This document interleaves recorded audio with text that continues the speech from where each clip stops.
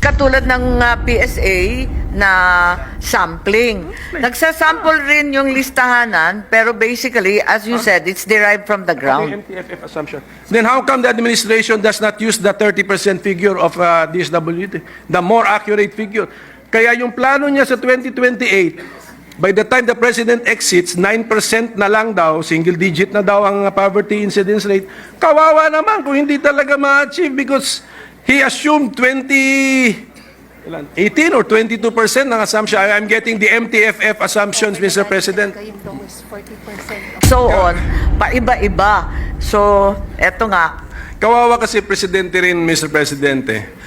Sa SONA niya, he mentions figures eh. Yes, 18% nga. Pati unemployment rate, naki-question natin, tinanong natin ang doli. Mali-mali din ang mga figures. So ito, kung sabihin ng Presidente, poverty incidence rate will be down to 9% at the end of his term. Yun ang sabi. That's but the goal. The starting point is 22%. If the DSWD figures are to be believed, mali. It should laid out for us the differences between NEP 2024, the House bill, and the Senate committee report budget levels, especially for the office of the secretary. Doon po yung malalaking changes eh. But admittedly, even the Senate committee level for the office of the secretary is higher than what the executive proposed, Mr. President, by, if I'm not mistaken, 32 billion. 32 billion, yes. yes. 32 billion. Yeah. So, This constitutes the 33.312 billion constitutes the House increases. Again, Mr. President, 32, yung committee report po natin increases the NEP by 32 billion. The House version, more than our increases. So sige nga, did we retain the proposed House increases? Hindi. Not in totality. In the meantime, we retained, but there's also a significant reduction in the Senate version. Around 1 billion. Yes, not quite. 800 million. Okay, around 800 million. What PAPs were affected by our reduction? Compared to the GAB? I think the reduction involves the 4Ps. Amount. Those who have graduated, and also different projects such as the reduction in the sustainable livelihood, I believe, as it has already been encompassed by other projects. Sige, yun yung the sustainable livelihood program is meant, ito po, yun mga understanding, is meant to be the follow-up program for those who have improved their life circumstances under the 4Ps program. Tama po ba yun? Parang graduated yun, di ba? From 4Ps, you now go to SLP? Yes, that's correct. But the SLP is also involves other projects in the Kalahi Seeds and others. Yun. So I think there's an effort to streamline and simplify these livelihood projects. The magic words have been mentioned, Mr. President. That's why if SLP contains the Kalahi Seeds, that's why I fail to understand what SLP is all about, because I really do not understand what Kalahi Seeds is. So, siguro, we will devote time, siguro, Mr. President, para maintindihan po natin, no? Okay. Okay, Kalahi Seeds is what? A program of the DSWD? Yes, the Kalahi Seeds, as we know, is Kaunlaran at Kabuhayan sa Barangay KKB. And this was a program that started in the early 2000s. First, it was foreign funded. As we recall, there were OS-aid grants derived by then Secretary Gloria Macapagal Arroyo. So matagal na to, mga tira-tira na to. Yung iba rito, nanggaling sa foreign funded, sa World Bank, ngayon nag-a-apply na naman sa ADB. Yung iba naman, totally locally funded. So among the modalities, yung kauna-unahan, yung community-driven development. So there's a 500 million here na binibigay sa LGU to choose kung ano yung gusto nila. Whether it's an artisan well or a farm-to-market road, bahala yung LGU. So isa yung ganon.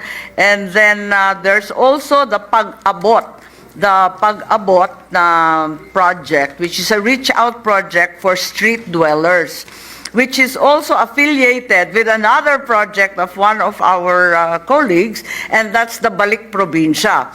Pag-alis nila sa mga lansangan, dadalhin sila sa probinsya. So that's back-to-back, pag-abot at saka balik probinsya. Pagkatapos nito, meron tayong iba't ibang cash for work, which is derived from the 2022 APRO, yung na-extend natin dahil sa COVID, yung cash for work. Ito na naman yung mga persons with disabilities, may 300 million for the graduates and college students who are unable to find work post-pandemic, may 1 billion dyan. And then there's a new pilot project called the Tarabasa Tutoring Program, which endows the tutor for a 20-day period, 2 hours a day, with a budget of 900 million. Hindi pa tayo natatapos dyan. Maliban pa dyan sa mga community-driven, meron pa yung projects nila sa former conflict areas. Eto na si Pamana. And yung Pamana projects, they're all limited to the areas that were formerly insurgency afflicted. Tapos, may local, that's a local project. Finally, there is a PMNP. Ito naman, foreign-funded Philippine Multi-Sectoral Nutrition Project. Kasama na naman dyan yung supplemental feeding, pero ito yung foreign component. So labo-labo po to. Kaya nga parang nakita ko na parang the program wants to be a mini government, but ang main function is to extend assistance. Yan lang. Basta iba-iba kahit anong problema. Pero so if this is a program, sige nga, how long has this been a program of the DSWD? Huwag na muna natin pag-usapan yung components of the program, but as a program. I believe that this has been going on for over 20 years because I recall that can we have the year? I think DSWD should know the year. 2003. So this is a 20-year program, and in 2017, the minority leader himself initially proposed the Kalahi KKB. I believe that seems to be on record as one of your initiatives, po. Well, I think I will disown that that initiative. I have no idea. I have no recollection, Mr. President, that I have understood this Kalahi program. So I would not have proposed that, Mr. I President. believe it has morphed since the time you initially proposed it as a community development program. If it's is this program intended to have a natural lifespan? Is this program to expire in the future? Yung foreign funded na infra last year na next year. Yes, if we notice the World Bank foreign-funded infra component, the infra component will already expand by the end of 2024, December. So yun, patapos na yun. Yung OS-aid is long gone. I think there's an application for additional funding with the ADB naman, and this is for more additional community-driven development programs. So, may natatapos naman po. Hindi, pero since meron pa tayo ADB application. We don't intend it to end in the near future, bale. Yeah, we're extending the program. We're borrowing pa ADB. Yun po. These are exploratory talks. There's nothing firm yet.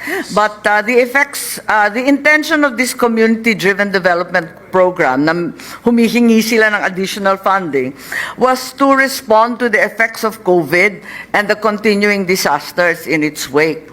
So, yung mga far-flung provincial communities ang ina-address niyan.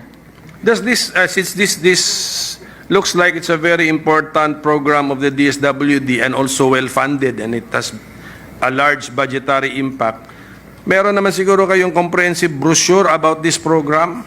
Sige nga, pag-aralan, pag kailangan po yata ito talaga Yes, upuan na, opo, Mr. President. Yes, tama po si Minority Leader. Actually, I compelled them to list all the different modalities since there seem to be so many different forms and shapes of this program. Essentially, I believe this has been work in progress. Every time there's some kind of an emergency, a program is birthed from the disaster, the epidemic, and all other calamities. Sige po, sige. But since we're talking about the budget, sige, para po na maintindihan po natin, no? The budget for the Office of the Secretary in the committee report, 241.8 billion. Okay, how much of this would be under the Kalahi SIDS program? It's 2.9. It's 2.9. Originally 3.82. It's now 2.934 billion. Okay, 2.9 billion pesos. Of that, 241 is for the Kalahi SIDS program. And this is the 2.9 are the locally generated funds. May foreign component pa ito? Wala. That's already our share. That's the breakdown I read earlier among the different projects like the Pag-abot, Balik Probinsya, Cash for Work, etc. That's all locally funded. Loan proceeds to be devoted to Kalahi? Magkano? Yes. There's only one loan left. I think that's a 3.7 billion Okay. for additional financing of the post-COVID loan. Additional finance. And our counterpart and payment is contained in the unprogrammed section. So that's Yes, how much doon? the loan proceeds is Yes, it's 3.7 billion. Yes, okay. Sir. Unprogrammed po ito? Unprogrammed Yes, it's right now in the unprogrammed, although there's a request that it be included in the GAA given the delays and sometimes the uncertainty of unprogrammed Okay. items. If this item in the unprogrammed appropriations to the tune of 3.7 billion, should it be released? Okay, may possibility naman ma-release yun. Oo naman. So, I will add this to the 2.9 billion. So, 6.6 billion ang ating Altogether. budget for Kalahi SIDS. Yes, Klaro? 2.9 plus 3.7. Sige.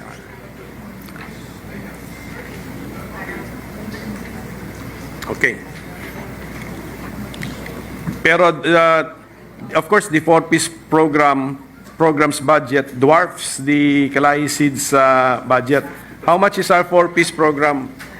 I think it's upwards of 50% of the budget of the department. It's 112,835 million. It's now 103. It's now been reduced actually by the Senate. Okay.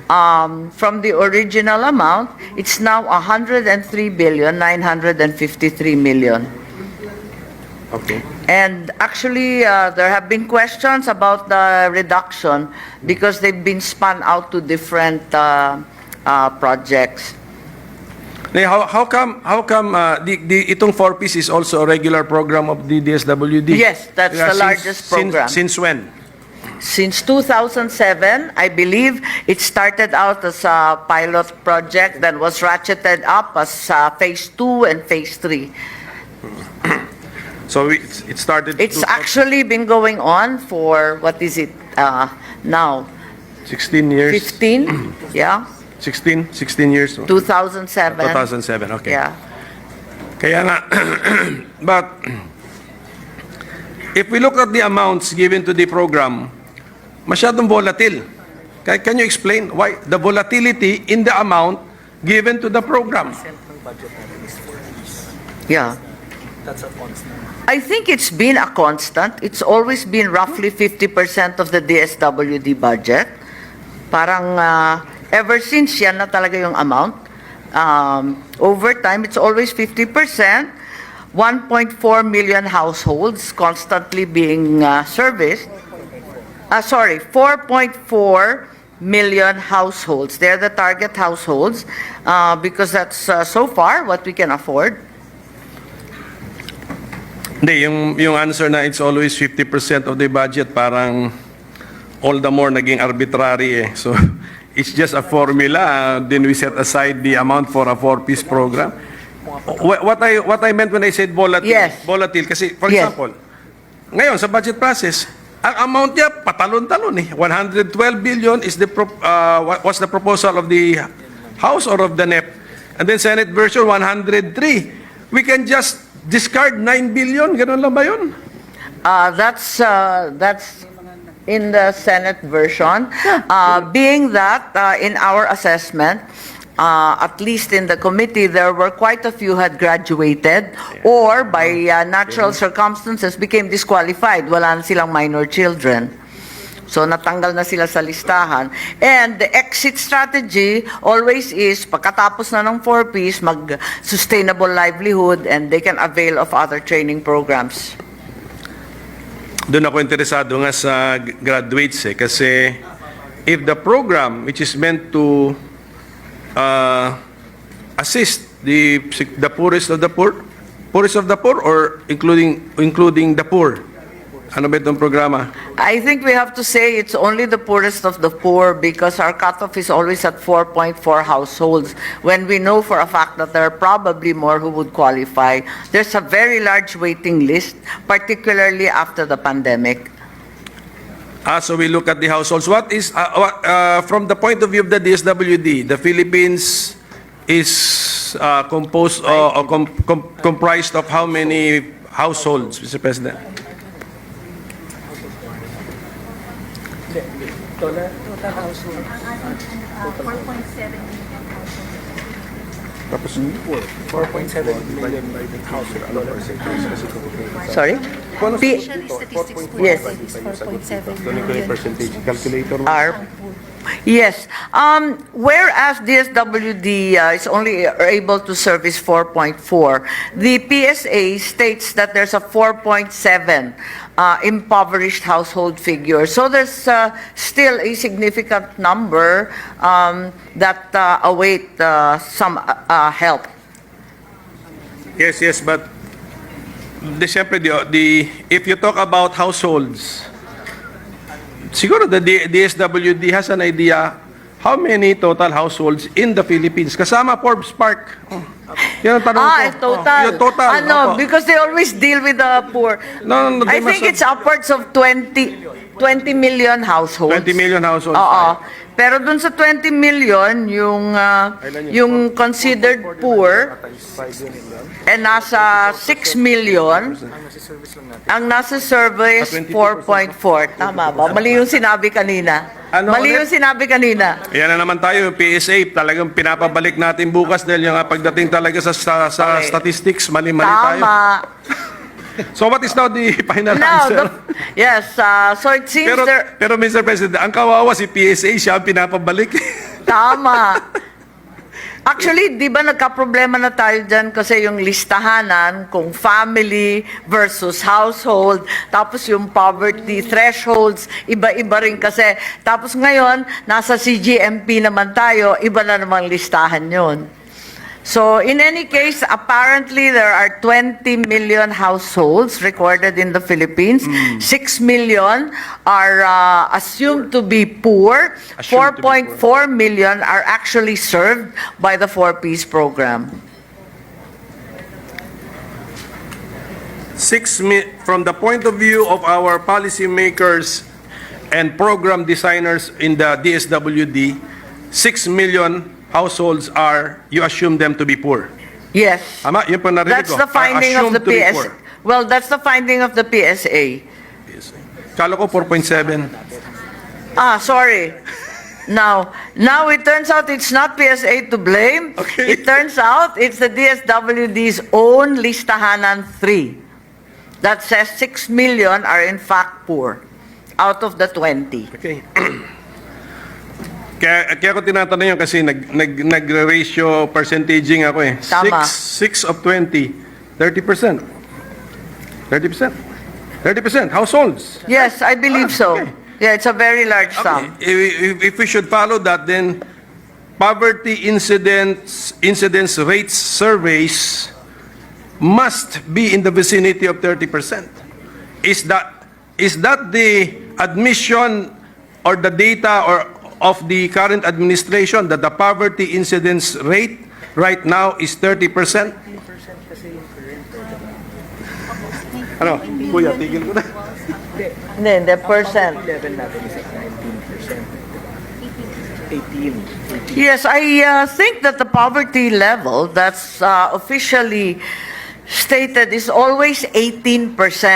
But by these numbers, the minority leader is right. It's upwards of 30+%. So there needs Sinong to be paniniwalaan a natin? distinction between the two. Kasi yung listahan, hindi naman buong country in-access. Yes, I think it boils down to listahanan's weaknesses, and that's because listahanan does not assess the entire 20 million, but a mere 15 million. May tinira pang 5 million eh. And we should also probably consider that listahanan was finished during the time of COVID, so that the indicators would also... So we could be wasting money actually, giving to households who should not have qualified, if that is the reasoning, Mr. President. Sinasabi yung mga edge areas dito sa I think there's a focus in the listahanan on the hunger hotspots, the really poverty-ridden areas, and they don't include the more prosperous regions. And as a result, it's skewed toward poverty, kaya napakataas. Hindi. Even if yung 5 million na hindi nyo sinurvey, consider na natin hindi poor, it's still 30%.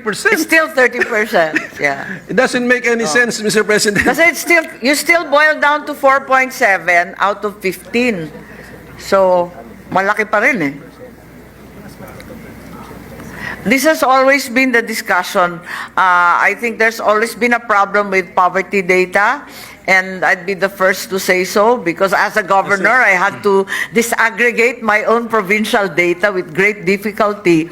Dahil unang-una nga, iba yung household at saka family, tapos yung consideration ng poor, malnourished, and so on, pa-iba-iba. So, eto nga. Kawawa kasi presidente rin, Mr. Presidente. Sa SONA niya, he mentions figures eh. Yes, Kaya 18% nga.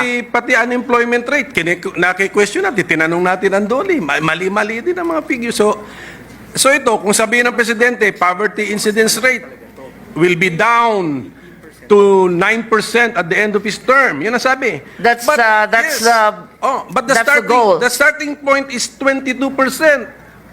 If the DSWD figures are to be believed, mali. It should be 30%. Then how can he bring it down to 9% at the end of his term, Mr. President? So let's help the administration. We help the President by feeding him correct figures, or siguro may factual basis naman po yung ating mga figures, hindi lang siguro baka desktop or tabletop calculations lang po ito. Actually, I appreciate niya the listahanan. Kaya ang assumption ko niyan, from the ground, sinuyod niyo po yung... That's correct. ground. Kasi may mga pangalan yan eh. Hindi katulad ng PSA na sampling. Nagsasample rin yung listahanan, pero basically, as you said, it's derived from the ground. Okay, MTFF assumption. Then how come the administration does not use the 30% figure of DSWD, the more accurate figure? Kaya yung plano niya sa 2028, by the time the President exits, 9% na lang daw, single digit na daw ang poverty incidence rate. Kawawa naman kung hindi talaga ma-achieve because he assumed 18 or 22% ng assumption. I'm getting the MTFF assumptions, Mr. President. Yung lowest 40% of Yes, I think the idea or the strategy of the DSWD is to saturate the poorest barangays. So yung more prosperous are excluded in their listing, which probably bloats the poverty number to 30%. It Kasi does not- saturation of rural and urban poor yan eh. Secretary, with your people, it does not nga eh. That's my point. Even if we assume that the unsurveyed 5 million Are all rich.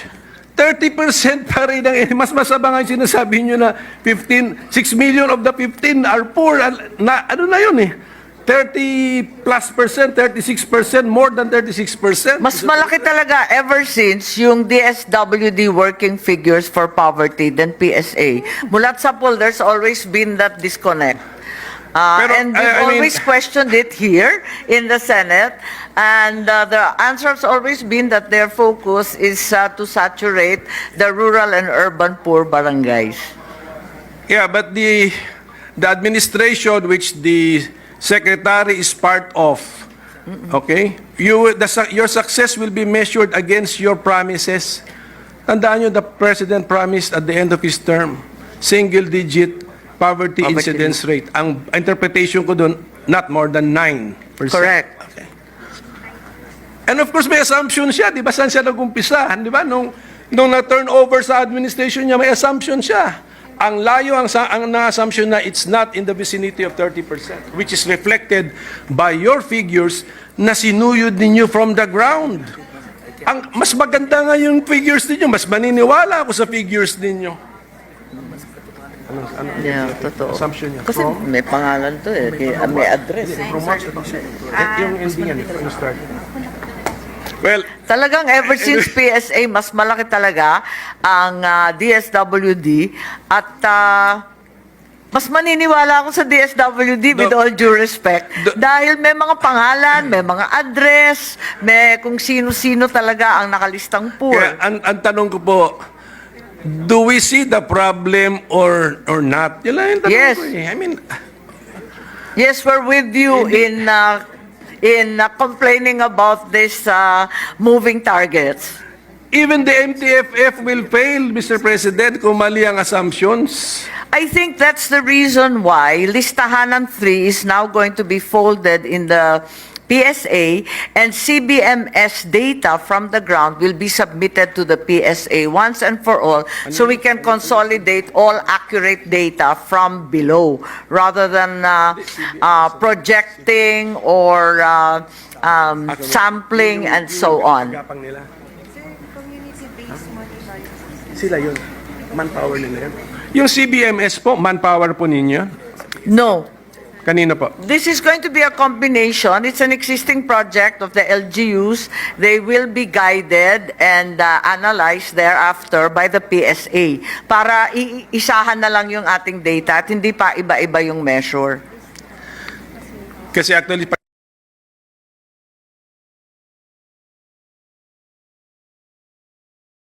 that listahanan used for any other programs of the DSWD? Is that important for AIX, for example? Ma'am, ayos hindi. But for other programs, even sa other departments, like the lifeline rate ng DRC, Yes, I think the listahanan, of which listahanan 3 is the last, ano? It's being used for lifeline rates for the ERC and other projects of other departments. In PhilHealth, for example, ginagamit din yan. Sa Unifast, whenever it gets paid by CHED, is also using listahanan 3 as the basis. AIX does not. AIX does not because it's derived largely by the DSWD together with the LGU when emergencies arise. Okay. But you have computerized systems in such a way that is a beneficiary allowed to accept the benefits of more than one program of the DSWD? Yes, they are actually. In principle, they should perhaps be called better, but the reality is there are different groups that are being addressed by different programs. So, for example, Ano ba? AX. oo. Ito lang po for the information of everybody, especially the DSWD. Kasi Sorry, the Secretary is a member of the official family para ma-discuss niyo po to sa taas sa cabinet. that's correct. In your MTFF, the assumption 2021 poverty rate is 18.1. Okay. Kaya malakas ang loob ng economic planners, ng official family, and of the President to commit that at the end of his term, 9% ang poverty rate. So, okay? So just, input na lang po natin yan sa planning po ninyo kasi Pero it's the same. It's the same. It's still way ito, at least we're talking to the President's sister, so who is I our don't know sponsor. if that, Madam, if that ito. helps the Madam, cause. okay. But I think there's a great hope pinned on the CBMS actually consolidating data once and for all. Dahil as we know, yung PSA naman very undermanned din. And the 2020 census, as a matter of fact, was finished very late dahil nga sa COVID. So talaga may problema lahat ng datos natin. Kami po minority sa Senate. Hindi kami aligned with the administration, okay? Sabi ko, ang pantawag namin, we are critical cooperators. We want the administration to succeed. Okay? Kasi ang success naman niya, success ng bansa eh. Okay? Tama. Pero, tingnan niyo naman yung mga pangako tuloy ng Presidente who is the brother of our sponsor na I hope umabot on a Sunday lunch meeting sa kanya. Okay? 20 pesos per kilo rice. Right. Siyempre, binase niya yun on something. But if it was fed garbage in, garbage out, okay, ang plano sa energy, bago daw siya matapos ang kanyang termino, total household electrification. Sa hearing natin, magkano budget? 70 billion. Saan manggagaling? Di pa namin alam. Official Development Assistant. Sa housing. 6 million units, homes. Binabala sa 3 million. At the end of my term, 1 million a year. 1 year, more than 1 year now. Wala pa na actual term. So inadjust na lang. 6 million housing units to be launched. I mean, and then the poverty incidence rate. No, I share the minority leader's frustration. And and I do not know the President very well, but I know he has interest in mathematics. Yes. Okay. Alam ko yan. Alam ni ate siguro yan. Okay. he's math and interested in physics mathematics. major po. Math and physics. Okay. Yes po. And then he always mentions governance being science-based. Okay, science-based. Pag science-based means you analyze the data, make your conclusions, but the data are researched. Iba-ibang klase research, theoretical, and of course the on-the-ground research. So siguro it's time for this administration to shape up in the first step. Let's have accurate data, collect accurate data so that the scientific-based decision-making process of this administration will really be effective and based on realities on the ground, Mr. President. Yes, I think we all share your frustration, and that is why Listahan ng 3 will now be folded. PSA hopefully is strengthened and fed through the CBMS system. And that way we get a more coherent picture in the Philippines. When the sponsor says, Mr. President, Listahan ng 3 will be folded, ano yung perang abandoned na? Discarded na? What is it? When Kasi it folded means? Kasi Yung listahan ng 3 is going to be the last one. Ayon sa batas, siya na yung huli. Matapos yun, PSA na at yung ibang authorities ang magbibigay ng datos. So, so Yeah. PSA has in its budget now the funding, Yan ang problema. the funding for the groundwork necessary to create another ang meron list. yung CBMS. Kasi ayon sa CBMS law, mag-umpisa na yung CBMS to gather with 679 LGUs, and the LGUs have funded it. So we are hoping that with CBMS, the data quality is improved. And then CBMS, ang resulta nun is a list also. It's a list. It's a list also. List ang resulta ng CBMS effort. It's also a list. Yes, I think it will be a more detailed list with actual names and addresses, similar to listahanan with hunger incidents, housing conditions, and so on, fed through the PSA modules, and then all the departments will have a uniform set of